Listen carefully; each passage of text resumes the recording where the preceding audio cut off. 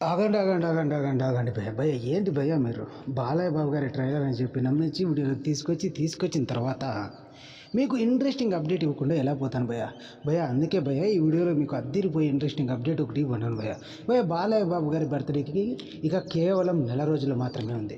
So నెల రోజులు మాత్రమే ఉన్నందున బాలయ్య బాబు గారి NBK 109 మూవీ నుంచి ఫ్యాన్స్ ఏదో ఒక టీజర్ గ్లిమ్స్ ఎక్స్పెక్ట్ చేస్తూ ఉంటారు.